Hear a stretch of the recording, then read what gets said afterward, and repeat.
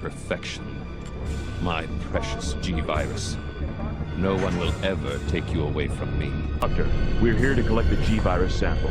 Sorry, but I won't just hand over my life's work. You might hit the sample. That's it, all right. Okay, let's move out.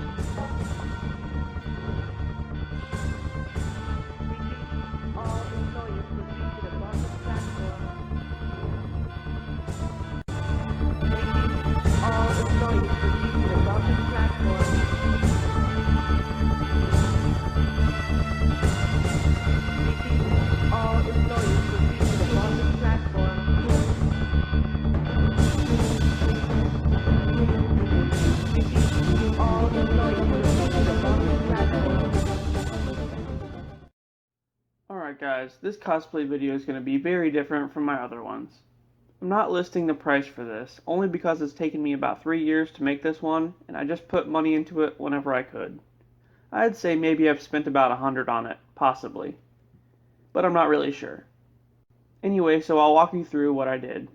I wanted to do the G2 version of Birkin, where a new head grew in and his own moved down to the chest area. Plus, I'd have one normal arm and one claw with a huge eye on the top. So I started by gluing together the frame. I knew that the head would sit above mine and had to brace the body to sit on my shoulders pretty much. And it's not very top heavy, it's just really awkward. That face though. Then I taped a piece of cardboard over the chest and glued in a plastic bowl for the growth on his chest that would eventually become another mouth. I added some cotton and latex all around to create a bubbled up skin and flesh look, and I also made the eyes and then used acrylic nails for the teeth. For some reason, I called it done and started painting. I don't know why. And it looks fine, but I could have done a lot more and made it a lot more detailed. I think I just wanted it to be done because I knew how much work had to go into it, and yeah, wasn't feeling that. So then, eventually, I decided to work on the claw arm, which was just cardboard glued in a cylinder, and the hand actually moved at one point, but I ended up taping it together for more stability. Then, of course, as I do, I duct taped over the entire arm. Here's a pic of me moving apartments, with Birkin riding in the back seat. Yeah, that wasn't awkward at all. After the move, I decided to connect the arm to the body finally. I used a lot more tape to tape over the already painted body just because I wanted to add more firmness to it. And then I started adding my latex cotton technique to the arm too. I used a huge plastic bowl for the eyeball and taped it to the top of the arm. And this part was probably the most difficult because it took a lot just to have the arm and the body stay attached. I used hot glue and I taped it repeatedly.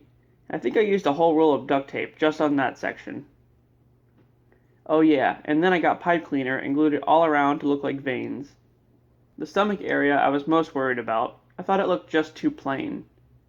And then the back, of course, has another bowl glued to it and the spine, which is pretty much just cardboard. It's not protruding out like I wanted it to, and it doesn't really look realistic, but hey, I was fine with it after a while.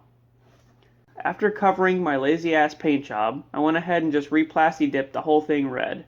This would give it an undertone of like a fleshy meat color, and also would help to seal it all together. After that, it took a long time to repaint. I mean like weeks and weeks and probably months. I took my time though, and tried using a lot of different skin and flesh tones. The bone parts are all a whitish yellow, and the eyes are like a neon red that supposedly glow, but I don't know if they do or not. And I still wasn't really happy with that skin tone, it was just too orange. So I mixed up another color, and I was happy with that. And then finally guys, I decided to call it done, and this is like just the other day. So I started in like 2019, and literally like a couple days ago I finished it. Otherwise, I would have just kept painting and never been satisfied. So, just to make sure I was finished for good, I covered the whole damn thing with 2 coats of clear gloss. So he's really shiny and wet and disgusting looking. And now, it's finally time to add the clothes. So, I got a lab coat and pants. I bought some cheap-ass slacks from the thrift store, and I had this random lab coat and my Halloween stuff from years ago. All I did was cut the lab coat up to fit and bloodied it up a little bit. Okay, so the costume's done, finally, and now I'm going to put it on. But just keep in mind, it takes like 2 people to put it on, and nobody else is here. So, here you go. Enjoy.